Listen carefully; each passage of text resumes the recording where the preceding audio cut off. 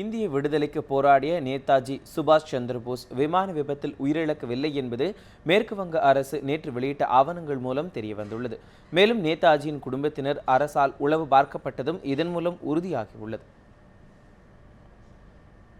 1937 முதல் 1947 ஆண்டு வரையிலான காலகட்டத்தில் சுபாஷ் சந்திரபோஸ் தொடர்பான 64 ஆவணங்களை வெளியிடப் போவதாக அம்மாநில முதலமைச்சர் செல்வி மம்தா பானர்ஜி கடந்த வாரம் அறிவித்திருந்தார்.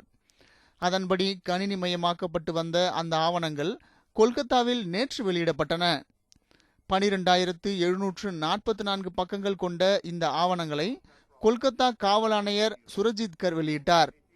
1945 ஆண்டு ஆகஸ்ட் 18 தைவான் விமான நிலையம் ஒன்றில் நிகழ்ந்த விமான விபத்தில் நேதாஜி உயிரிழந்ததாக கூறப்பட்ட நிலையில் இந்த ஆவணங்கள் மூலம் அது தவறான தகவல் என்பது தெரிய வந்துள்ளது. 1949 ஆண்டு சீன ரேடியோ நிகழ்ச்சியில் நேதாஜி உரையாற்றுவது குறித்த தகவலை அவரது உறவினர் எஸ்.கே. போஸ் தனது தந்தைக்கும் நேதாஜியின் சகோதரருக்கும் எழுதிய கடிதத்தில் குறிப்பிட்டுள்ளார். நேதாஜி பேசும் நேரம் குறித்து பீக்கிங் ரேடியோ வெளியிட்ட அறிவிப்பு குறித்தும் அக்கடிதத்தில் சுட்டிக்காட்டப்பட்டுள்ளது. ஹாங்காங் அலுவலகம் மூலம் அவரது பேச்சு குறித்த விவரங்களை பெற முயன்றதாகவும், ஆனால் அறிவித்தபடி அவரது உரையை கேட்க முடியவில்லை என்றும் தனது கடிதத்தில் எஸ்.கே. போஸ் தெரிவித்துள்ளார். அவர் இக்கடிதத்தை 1949 ஆண்டு டிசம்பர் 12 எழுதியுள்ளார்.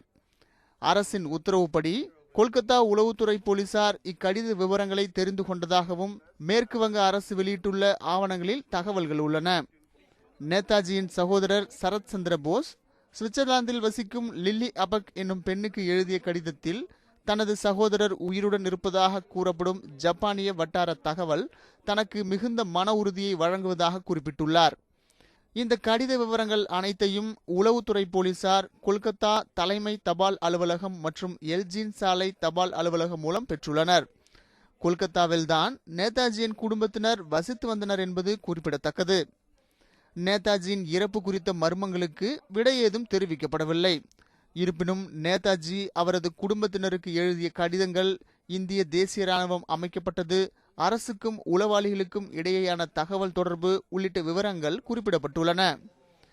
நேதாஜி தொடர்பான ஆவணங்களை வெளியிட மத்திய அரசு தொடர்ந்து மறுத்து வந்த நிலையில் மேற்கு வங்க அரசு ஆவணங்களை வெளியிட்டது குறிப்பிடத்தக்கது.